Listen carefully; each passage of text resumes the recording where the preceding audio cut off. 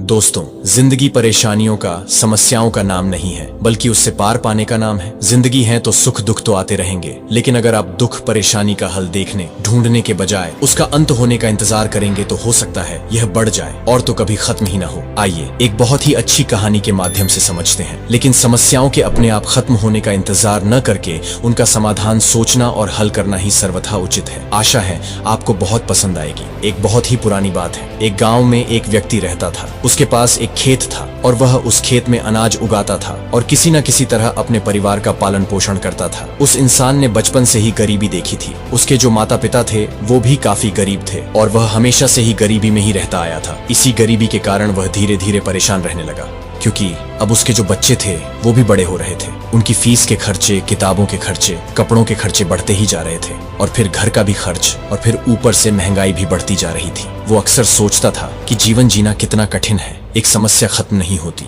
और दूसरी शुरू हो जाती है तो वो कभी कभी ऐसा सोचता था कि मेरी पूरी जिंदगी क्या ऐसे ही समस्याओं को हल करने में ही निकल जाएगी, पर ये समस्याएं हल ही नहीं होगी और इसी तरह से ये समस्या चलती रहेंगी। कुछ दिनों बाद उसके गांव में साधु आए। गांव के लोगों से पता चला कि बहुत ही पहुंचे हुए और ज्ञानी साधु हैं और लोगों की संशयों और समस्याओं को चुटकी में ही हल कर देते हैं। तो उसने सोचा क्यों न एक बार साधु के पास जाया जाए और उसे अपनी परेशानी बताई जाए, तो शायद वो कोई हल मुझे भी बता दे। तो वह व्यक्ति उस साधु के पास गया और उनको अपनी सारी परेशानी बताई कि मैं अपनी जिंदगी में बहुत सारी कठिनाइयों का सामना कर रहा हूँ और ये कठिनाइयां कभी खत्म ही नहीं होती। एक खत्म होती है तो दूसरी शुरू हो जाती है। साधु उसकी बातें सुनकर हंसने लगे। उन्होंने कहा, तुम मेरे साथ चलो, मैं तुम्हें तुम्हारी परेशानी का हल बता दूंगा। तो उसने कहा, ठीक है। तो फिर वो साधु उसे एक नदी की तरफ ले गया और बोले कि मैं तुम्हें नदी की दूसरी तरफ जाकर के तुम्हें तुम्हारी सारी परेशानी का हल बताऊंगा और तुम्हारी सारी परेशानियां दूर हो जाएंगी। तो यह कहकर साधु नदी के किनारे खड़े हो गए।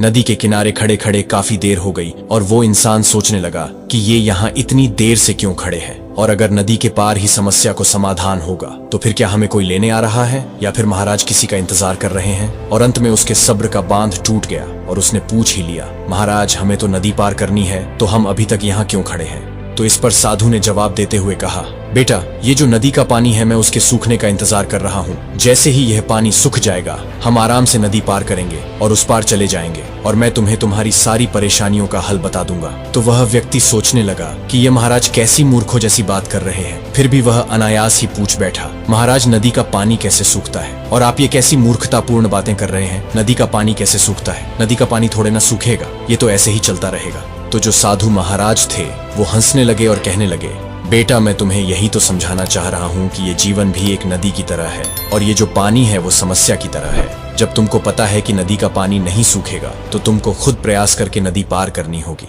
वैसे ही जीवन में समस्याएं भी चलती रहेंगी, तुम्हें अपने प्रयासों से ही नदी पार करनी होगी। मतलब इन परेशानियों का सामना करना है। जो भी कठिन परिस्थिति आएंगी उन सबका डट के सामना करना है। अगर तुम नदी के किनारे बैठे रहोगे और नदी के पानी सूखने का इंतजार करते रहोगे तो तुम जीवन में कभी भी आगे नहीं बढ़ पाओगे। मतलब पानी तो बहता रहेगा, समस्याएं भी ऐसे ही आती रहेंगी, पर आपको नदी की धारा को चीरते हुए आगे बढ़ना है। यानी कि हर समस्या को खत्म करते हुए आगे बढ़ना है, तभी तुम जीवन में आगे कुछ कर पाओगे।